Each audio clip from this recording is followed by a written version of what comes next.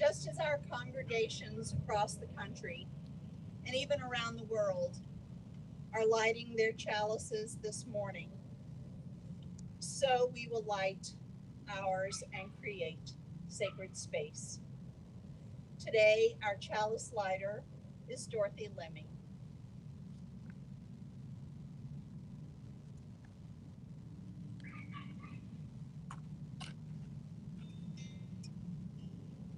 From the words of Lois Van Leer.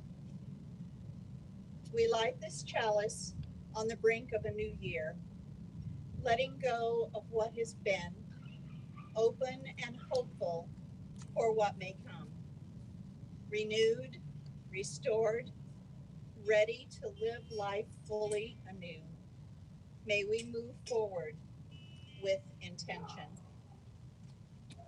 Please join us in singing or signing The Spirit of Life, hymn number 123.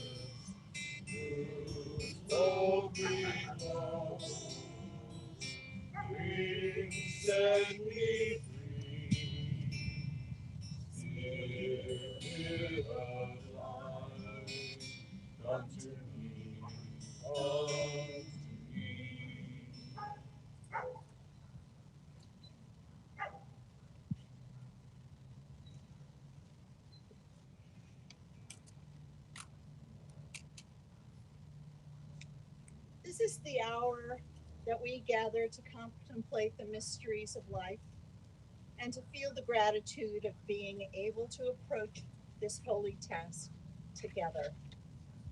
We gather around the flame of our chalice, a symbol that holds so much in its warmth and brilliant flame.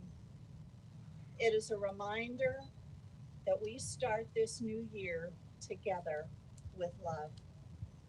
Our spiritual explorations for January will support our understanding of living with intention by listening to our inner voice and values and building the bridges that will take us to newly imagined places that express who we truly are.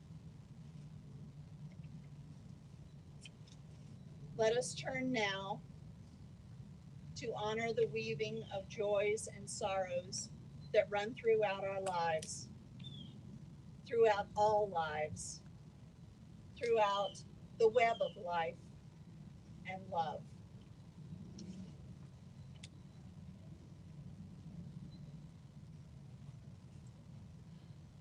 Just wanted to share a couple of things with you. First of all, Jeanette Manning and John Fox, and also Amber Bridges and Keno Hicks have all had COVID this past week. They're all doing better. Most of them have been boosted, mild cold symptoms, but they're staying home or they're on Zoom to keep us all safe. So I really appreciate the fact that they shared that with me. I think it's really important in how we take care of one another. So if you should get COVID, it's out there. Like wildfire, it's spreading. So please let me know so that we know how to move forward and still figure out how to be with one another. Also, I received news this morning that Helen Dingus's father passed away. So please keep her in your thoughts. This is going to be a really tough journey for her. Thank you. So we'll invite you up to the chalice table to place stones into our bowl of water for the joys and sorrows you carry with you today. And if you are on Zoom, we will say your name and put a stone in for you so that we know that you are here with us and so that you know that we are together. If you do not want your name said, please say so in the chat. Thank you, and you are invited up to put in a stone on Mark Place.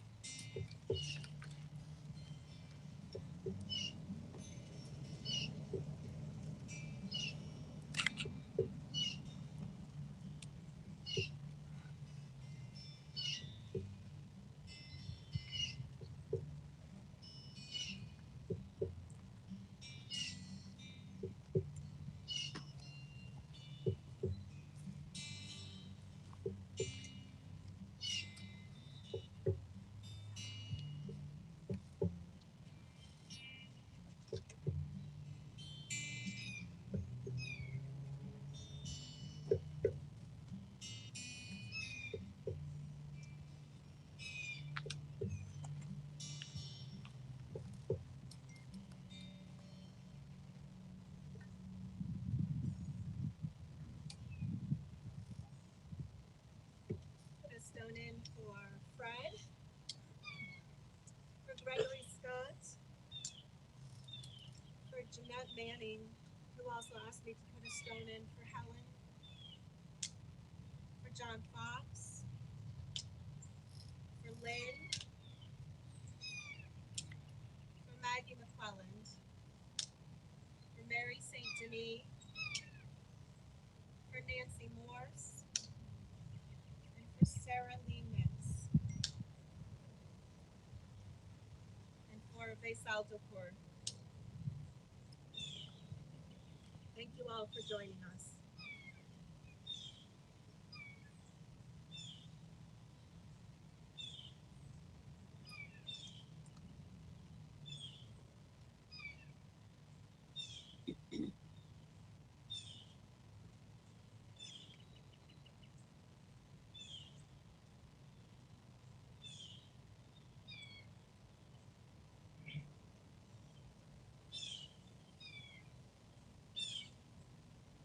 Now the Work of Christmas Begins by Howard Thurman. When the song of the angels is stilled, when the star in the sky is gone, when the kings and princes are home, when the shepherds are back with their flocks, the work of Christmas begins. To find the lost, to heal the broken, to feed the hungry, to release the prisoner, to rebuild the nations, to bring peace among the people, to make music in the heart.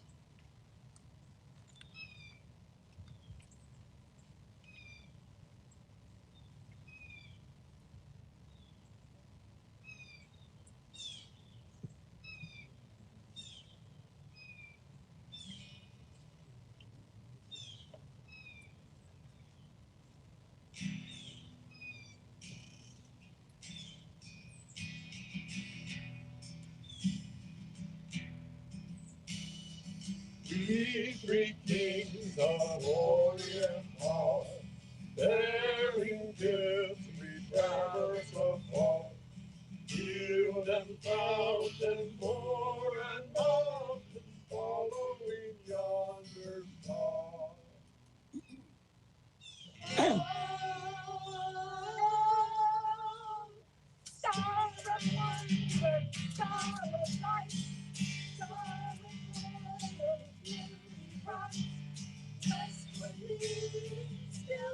sweet, guide us to this perfect light. Frankincense to offer our heart, incense owns a deity not. Prayer and praising of our raising, worship God most high. Oh, star of wonder, star of light, star with oil, beauty bright, westward leading, still the sea, guide us through this perfect night. Myrrh is blind, its bitter perfume breathes a light of gratitude. Falling Zion, leading, dying, sealed in the stone. Oh, star of wonder, star of light, star with royal beauty bright, westward leading, still the sea, guide us to the perfect night. On a pave on Bethlehem's plain, gold I bring to crown him again. Love forever, ceasing never in our hearts to reign. Oh, star of wonder, star of light, star with royal beauty bright, westward leading, still proceeding, guide us through the perfect night.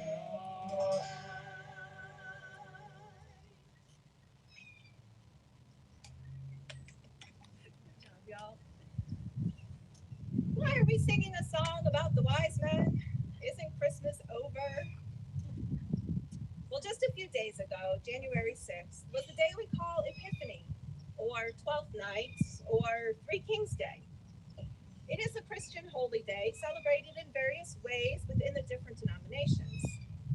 Epiphany is one of the principal and oldest festivals of the Christian church, and probably rooted in earth-centered pagan traditions that gave hope for surviving the long, harsh winters. Epiphany marks the end of Christmas, the day the decorations should be taken down. And yes, it ended a few days ago, but I didn't want to let it pass us by, and I certainly don't want January 6th to leave a bitter taste in our hearts because of last year's insurrection and attacks on our democracy. January 6th, Epiphany, is an opportunity for us to be intentional about manifesting our deepest values, the ones we gathered in the Christmas season: the love, the hope, the peace, and the joy. As our monthly worship theme for January asks us to explore, how do we live with intention?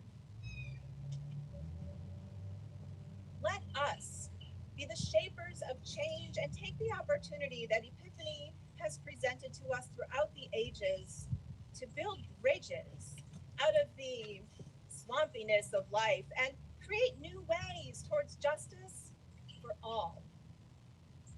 Epiphany marks the date the Magi, also known as the Three Kings or Wise Men, visited the baby Jesus after he had been born.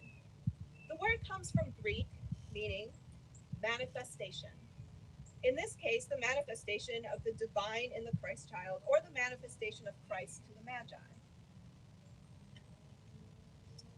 The word epiphany also means a sudden flash of understanding or insight. It's like discovering what is sacred and holy right there before your very eyes in the everyday ways of life. Experiencing an epiphany can be exciting. Sometimes it's even like receiving a deeply spiritual gift. That's what the gold, frankincense, and myrrh are all about. Spiritual gifts that represent royalty, divinity, and humanity. the story goes in Matthew chapter 2, verses 1 through 11, after Jesus was born in Bethlehem in Judea, during the time of King Herod, Magi from the east came to Jerusalem and asked, "Where is the one who has been born King of the Jews? We saw his star when it rose and have come to worship him." When King Herod heard this, he was disturbed, and all Jerusalem with him. When he had called together all the people's chief priests and teachers of the law, he asked them where the Messiah was to be born. "In Bethlehem in Judea," they replied, "for this is what the prophet has written. But you, Bethlehem, in the land of Judah, are by no means least among the rulers of Judah, for out of you will come a ruler who will shepherd my people, Israel." Then Herod called the Magi secretly and found out from them the exact time the star had appeared. He sent them to Bethlehem and said, "Go and search carefully for the child. As soon as you find him, report to me so that I too may go and worship him." After they had heard the king, they went on their way, and the star they had seen when it rose went ahead of them until it stopped over the place where the child was. When they saw the star, they were overjoyed. On coming to the house, they saw the child with his mother Mary, and they bowed down and worshipped him. Then they opened their treasures and presented him with gifts of gold, frankincense, and myrrh.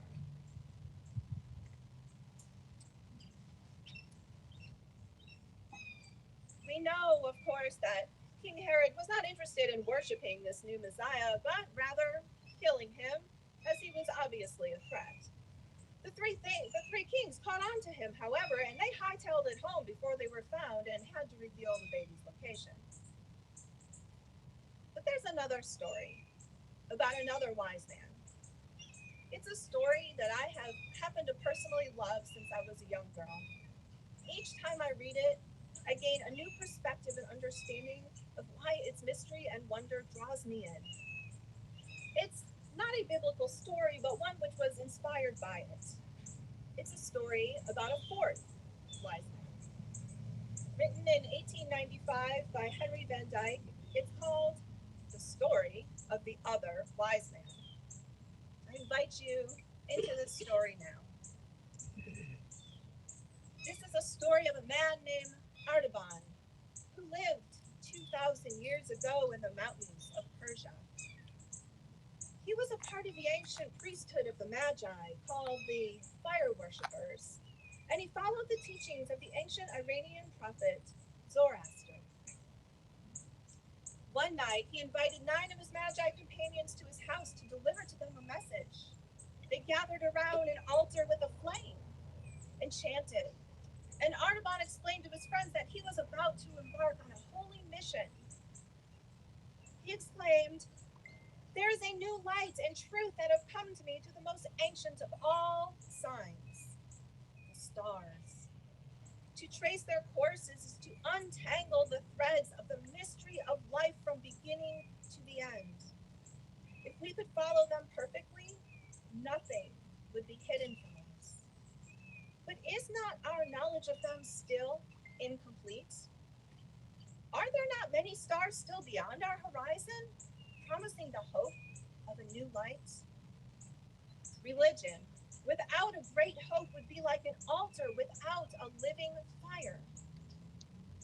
And now the flame has burned more brightly in my heart, and by the light of it I have read words which have come from the fountain of truth, and speak yet more clearly of the rising of the victorious one in his brightness." He explained to his friends how he and 3 other wise men, because he knew those other wise men, had calculated and interpreted ancient texts and had come to believe that the promised one will be born the King of Israel, and he will offer new light and new truth, and is worthy to be served. Artaban and the other 3 wise men had planned a journey to Israel together to find this king and offer him gifts that would deem him the Holy One, the bringer of new truth and light. So Artaban invited his 9 friends to come with him, but they scoffed at him, deeming him a bit silly, and made excuses for why they could not embark on this journey through the desert with him. But the passion that burned in Artaban's heart and soul was not dulled by his friends' attitudes, and he gathered 3 jewels,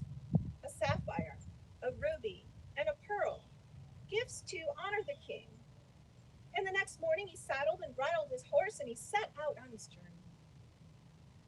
Now the plan was he was going to meet the other wise men in 10 days at the temple of the seven spheres in Babylonia, and they would all travel together to find the new king. He traveled over the cold and windswept hills, down many black mountain gorges, over rivers and smiling vales, terraces of yellow limestone full of vines and fruit trees, through oak groves and past cliffs, orchards of peaches and figs, rice fields and flat plains, and cities where emperors reigned. At nightfall on the 10th day, when he was supposed to meet with his brethren, his horse suddenly stopped at a grove of date palms. Artaban dismounted his horse. The dim starlight revealed the form of a man lying across the road. Yes, it was a sick old man in need of care. What was he to do? He had a goal to reach, and he was already behind schedule. What would you do? He helped the sick old man. He brought him cold water and gave him the last of his bread and healing herbs. He cared for him all night long. In the morning, he left to meet the other wise men at the temple. Now, do you think the other three wise men waited for him? No, they couldn't wait for him any longer. So Artaban was going to have to travel across the desert by himself. He knew that in order to do this, he'd have to leave his tired, worn horse and find a camel and some supplies to make the journey across the long, treacherous desert. And he would have to pay for it using one of his gems.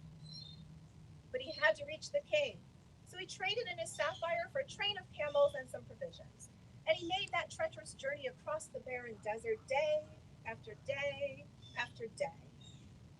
Finally, he came to Bethlehem, and he heard that his three wise friends had just been there 3 days before he had, and they had found Mary and Joseph and the baby and had laid their gifts of gold, frankincense, and myrrh at his feet. But where did they go? And why were the streets so empty? So he decided to inquire, and he knocked upon the door of a small house. A woman answered. She invited him in, and she told him all about how these strangers had come and given lavish gifts to this baby, but then suddenly they fled. And then she told him how this family also left in the middle of the night, and it was said they were going to Egypt. She didn't know what exactly was going on, but she had heard that Roman soldiers were in town. The woman at this house was all alone, except for she had a small infant that she sang to and rocked to sleep.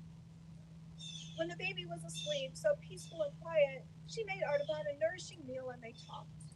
When suddenly, there was a wild noise and chaotic disruption in the streets, and they could hear women screaming, "The soldiers of King Herod, they are killing our babies."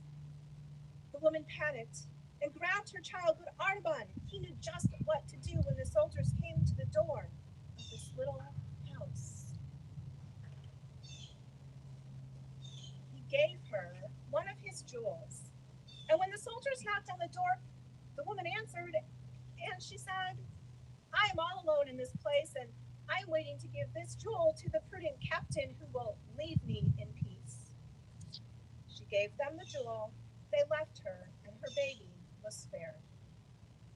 And the woman was so thankful, but Artaban, he still questioned himself, for he had traded another jewel, his gift for the Holy King, to save a life, and, well, that meant that the goal that he had set out to meet was more and more elusive. So Artaban, lonely Artaban, the fourth wise man, he just kind of wandered around for the next 30 years or so, always searching for the king, but never finding anything but sick to heal, hungry to feed, oppressed to comfort. And he did so willingly, knowing that that was what his heart was calling him to do. Was he living with intention? And as it turns out, he did hold on to that pearl. He kept the last of his gems tucked away in his vestment, hoping beyond hope that someday he could present it to the king. And then one day, he traveled to Jerusalem again for one last search. There were many strangers in the city, much agitation in the streets, and people seemed to be heading all in one direction. Artaban asked the stranger what was happening. We are going outside the city walls where there is to be an execution. 2 famous robbers are to be crucified, and with them another called Jesus of Nazareth, a man who has done many wonderful works among the people, so that they love him greatly. But the priests and elders have said that he must die, because he gave himself out to be the Son of God. And Pilate has sent him to the cross, because he said that he himself was the King of Jews. This made Artaban's heart skip with excitement. Finally, he found the king, and he still had that pearl to offer. Yes, he could offer it up to pay for the release of Jesus.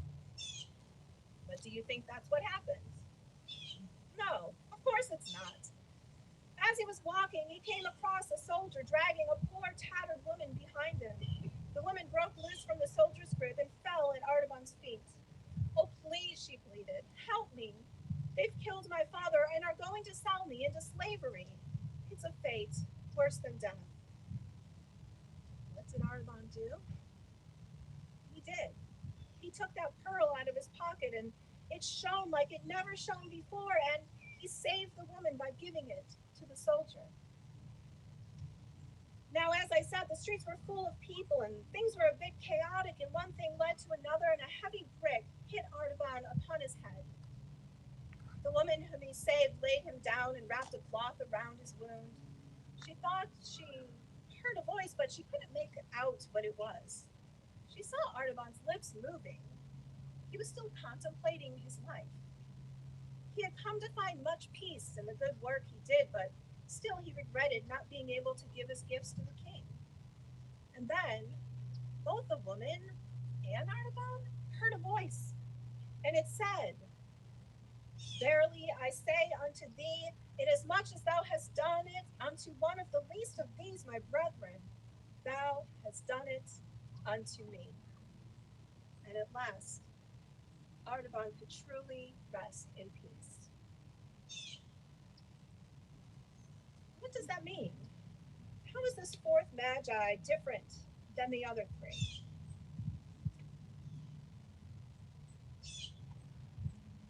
Artaban's epiphany is when he realizes that his actions, rooted in his deepest values of love and compassion, were more important gifts than actually giving precious gems to Jesus. Epiphany is a Christian holiday that honors the manifestation of the divine nature of Jesus. The 3 kings play a key role in this. It was their arrival that initiated this manifestation, this epiphany, to the Gentiles. So on this day, Christians feast to celebrate this revelation of the 3 kings, that Jesus is the Holy One. But in Unitarian Universalism, we believe that revelation is continuous, that truth and meaning are constantly being discovered. We are urged to continue to seek the divine so that we may continue to find ways that sustain life for all. And we find sacredness in all of life, in each child that is born. Isn't this the story of Artaban, the other wise man? At Christmas, we light up the darkness and let hope, peace, joy, and love shine through. We tell inspiring stories. There's excitement in the air. We come together to celebrate. We give hugs. Maybe not this year, but we give hugs and best wishes and gifts and cookies, and it's lots of fun. And then it's over. In years past, I found the time after Christmas to be a bit of a downer. The decorations go away, and seemingly so does all the hope, peace, and joy with it. Back to school and back to work, and people seem to be a little less jolly. And this year, we were hit with a massive COVID surge right after the holiday was over. It's easy to be left dumbfounded after the holidays, full of sugar and cheese, contemplating the seemingly crazy ways in which we rushed around to make the holidays just right. Christmas is supposed to be a celebration of the birth of all of these things we find holy: peace, joy, hope, and love. But without the intent to actually do something with it when the holiday is over, why do we bother at all? Is it all just for a good time?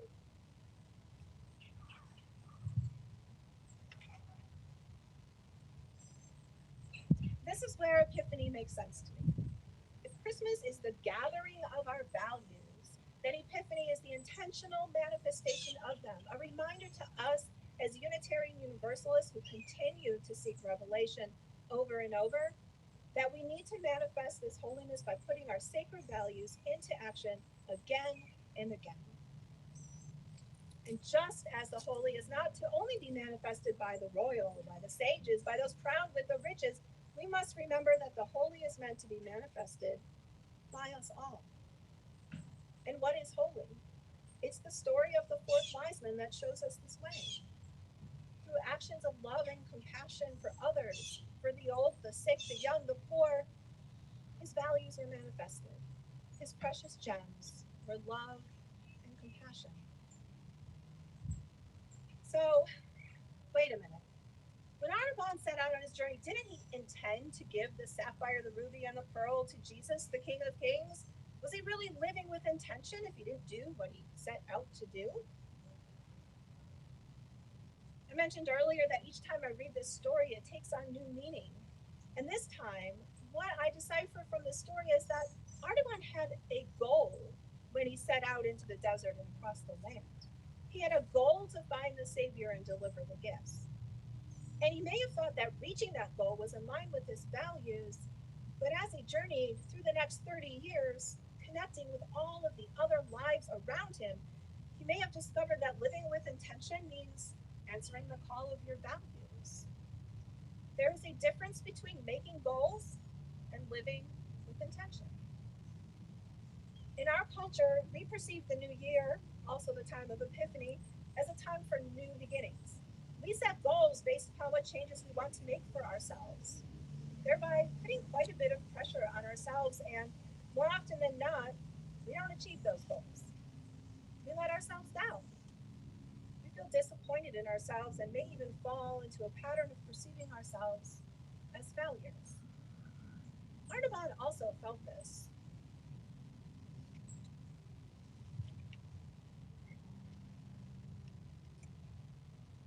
But dear people, let us have more compassion for ourselves than that. Let us see that it is this very black and white cultural pattern of individual success or failure that doesn't work and does not help us manifest our values in the world. There was an article printed in the Ledger the other day that Ken Schmidt sent to me, wondering if I had been talking to them. It's all about goals versus intentions. What timing? And no, I haven't been talking to them. But it clearly articulates much of what I've been thinking about during this month of living with intention. And it also indicates to me that we are beginning to see a shift in our culture. In it, therapist Jenny Koning is quoted as saying, resolutions can conjure feelings of good or bad, and success or failure, whereas intentions offer us a place of compassion, growth, and grace. Intentions are rooted in our values. To live intentionally means to be aware of what our values are and align our actions with them. If compassion is one of our core values, then we learn to also have compassion for ourselves. We grow from there and we learn to have more grace and kindness for others. Now, the three kings, they had a goal to give their gifts of gold, frankincense, and myrrh to the baby Jesus. They met that goal. And then they caught on to what King Herod was up to and they fled back home to Persia for safety. I mean, good for them for not disclosing the baby's location and keeping themselves safe. But because King Herod didn't know then which baby was Jesus, he sent his soldiers out to start killing all the baby boys. Sometimes we have good intentions, but the consequences aren't so great. And when we just run away from that, not holding ourselves accountable, well, we certainly aren't living with intention, are we? But you know who was in that horrible mess, living intentionally, trying to save lives? Artaban, the other wise man, the one that didn't meet his goal of delivering the gifts to the baby.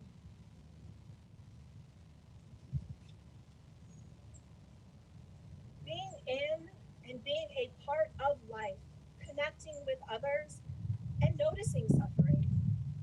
It has a way of complicating things, of muddying the waters. This is not a bad thing. This is living.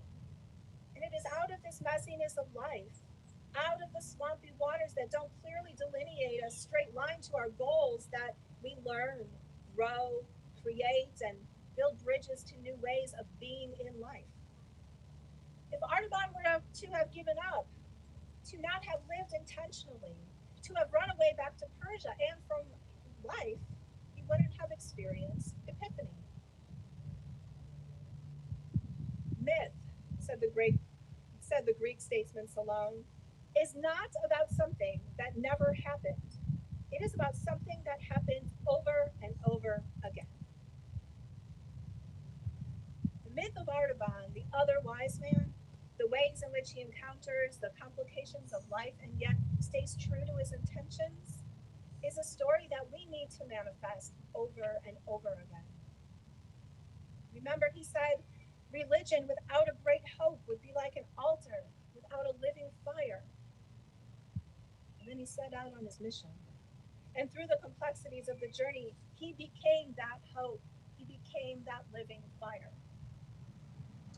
And so here we are, together in this sacred space around our altar and our flaming chalice. It was a flaming chalice. And how do we become that hope? How do we become that living fire that our chalice represents? How do we create a more just and loving world? That is our goal, right? But what is a goal without living intentionally? What is the point of the joy of Christmas if we can't bring that joy to each other and the world every day?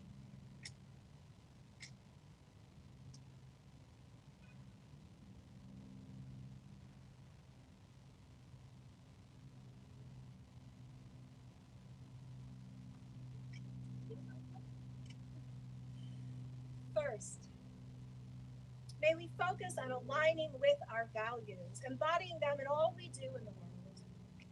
Through this living with intention, our goals become tangible.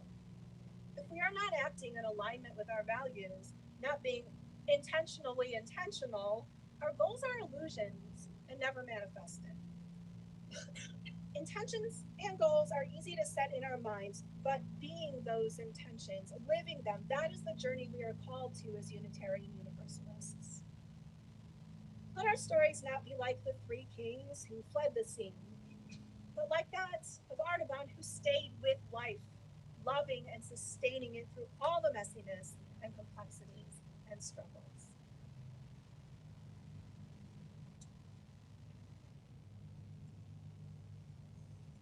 Let us be the bringers of hope and love and peace and joy.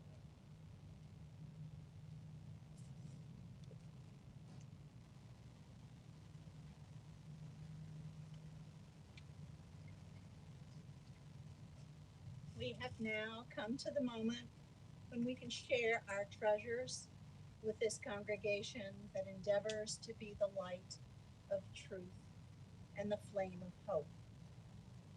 We are a community that is learning to model the way we want the world to be, so that our values are manifested. Our ushers will pass the plates for your offering to this community at this time.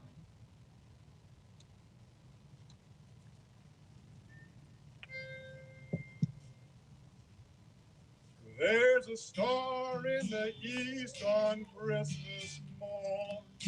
Rise up, shepherd, and follow. It will lead to the place where the babe is born. Rise up, shepherd, and follow. Lead your youth and lead your lambs. Rise up, shepherd, and follow.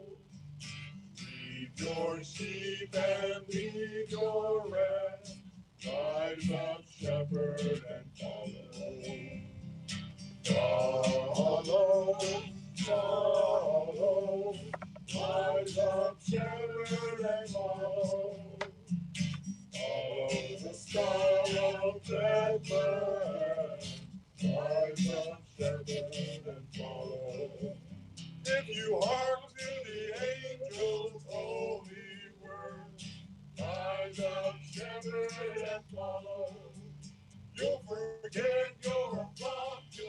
with your herd. Rise up, shepherd, and follow. Leave your youth and leave your land. Rise up, shepherd, and follow. Leave your sheep and leave your land. Rise up, shepherd, and follow. Follow, follow. Rise up, shepherd, and follow. Follow the song of Bethlehem. Rise up, shepherd, and follow.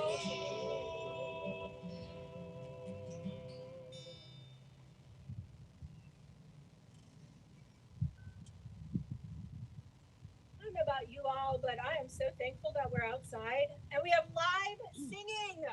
Woo! Man, it's been a long time.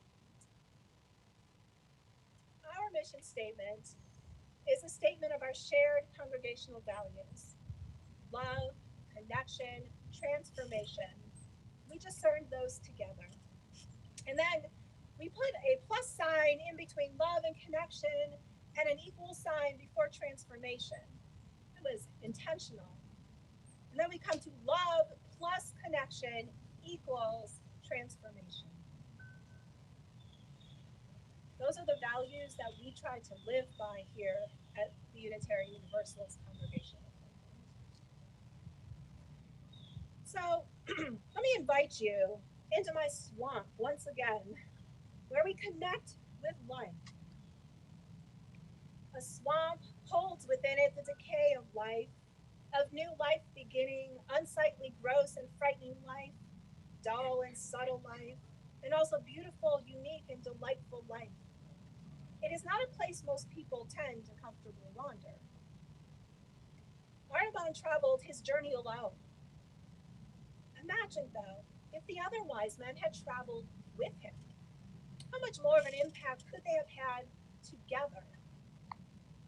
Let us be intentional about traveling together, for connection is one of our shared values.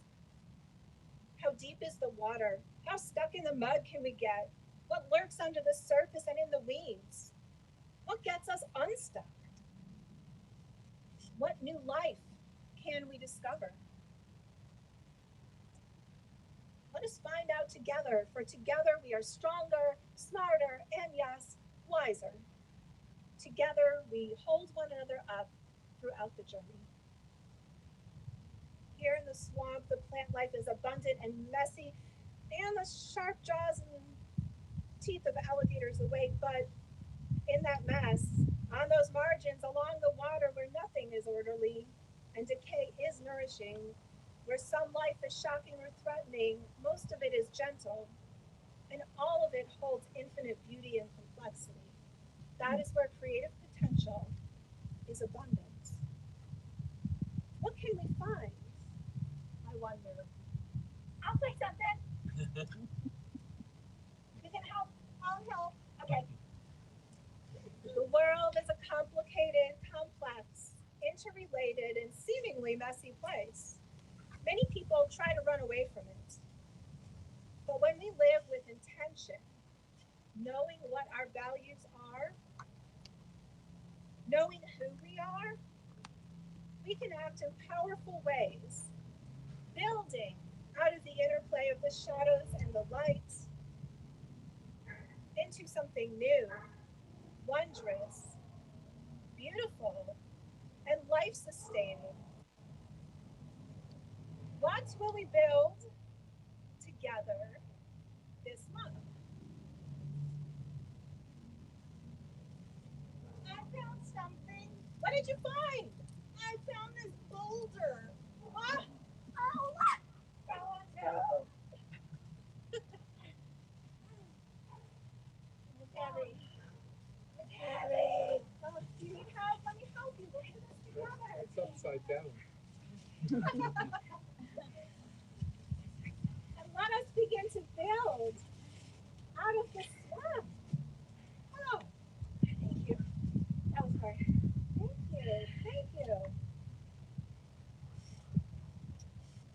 I bring this pearl as an offering and gift. Three kings are helping us build, giving us their gifts. I bring this jeweled sapphire as a gift.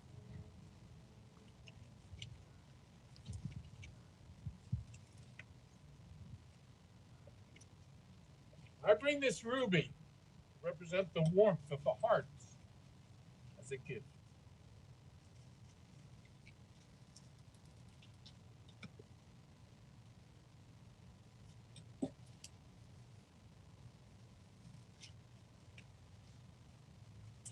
Thank you, three kings. They look like kings, right? Yeah. The baseball cap and the slides are.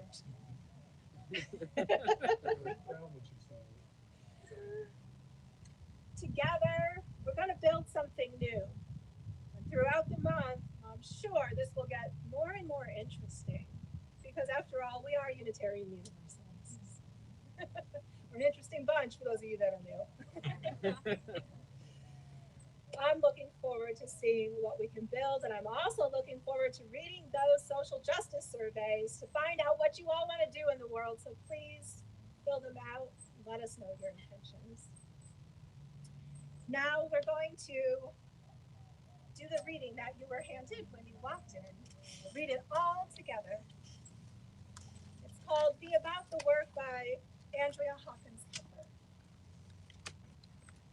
Read with me. May we see all as it is, and may it all be as we see it. May we be the ones to make it as it should be. For if not us, who? If not now, when? This is answering the cry of justice with the word of peace. This is redeeming the pain of history with the grace of wisdom. This is the work we are called to do. And this is the call we answer now. To be the barrier and the bridge. To be the living embodiment of our principles. To be about the work of building the beloved community. To be a people of attention and a people of conscience. Let the work of Christmas begin. What can we do when we live intentionally? When we make everyday decisions based on our values? What can we do together as a community that embraces all of life? Its beauty, its complexities, its struggles, and its joys. What can we do?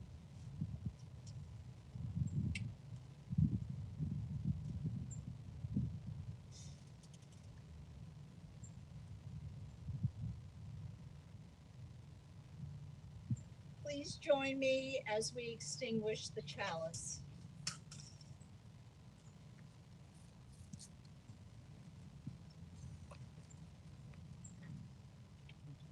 We extinguish this chalice, but not the light of truth, the warmth of love, or the fire of commitment.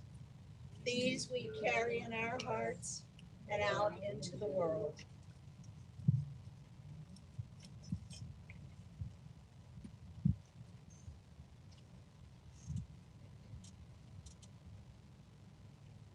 When you leave here, go with intention. Embody your values in your actions and know that you are worthy, you are loved, and you are a blessing.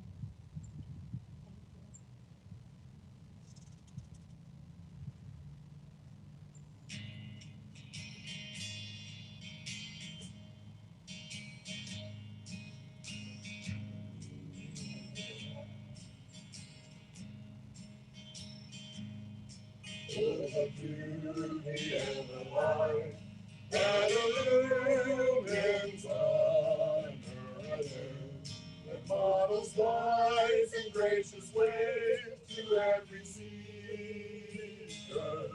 that every day shall serve in joy and fill the light of praise and life, whose beauty shows our justice true.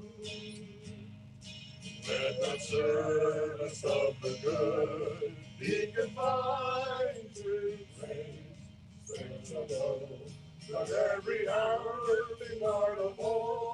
our daily bread. Set up the hope of wisdom's grace beyond our ken.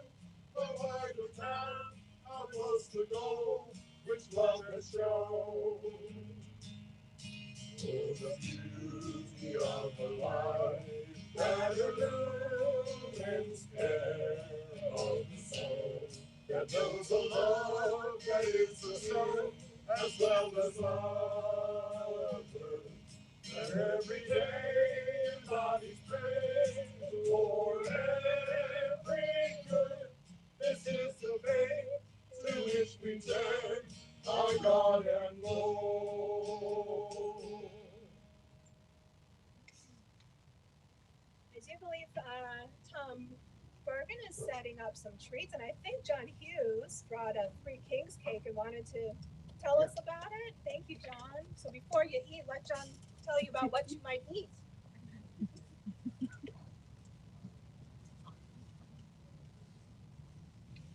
Once a year on January 6th, the Mexican community celebrates what we would celebrate as Christmas. It's the time when the youngsters, the children, open their gifts, and it's a time for family celebration. In one of the things that's celebrated is what's called the Rosca de Reyes, the bread of the kings, which is a symbolic bread. It's baked once a year. It came from the Mexican bakery in Bartow, Florida. And once a year they bake a special bread.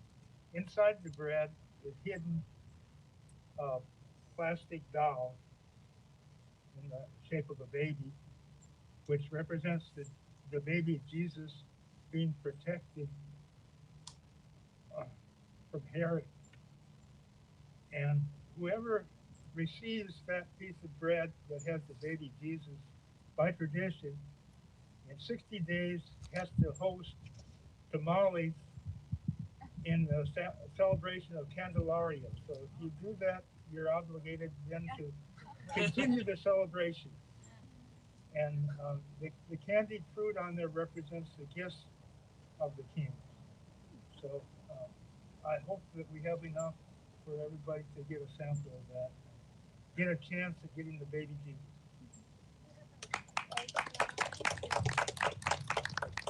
Well, enjoy. Find the baby Jesus. I like tamales.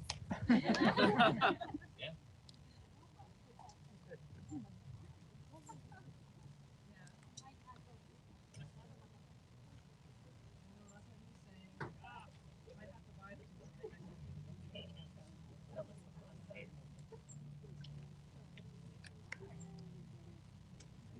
We always have such a I don't know the latest one. celebration, especially Catholics and Steves, the way you celebrate. Originally, a lot of this stuff was synchronization the religions of indigenous people with the Christianity.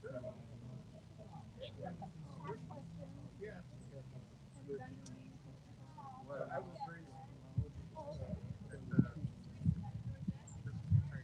various natural signs, you know.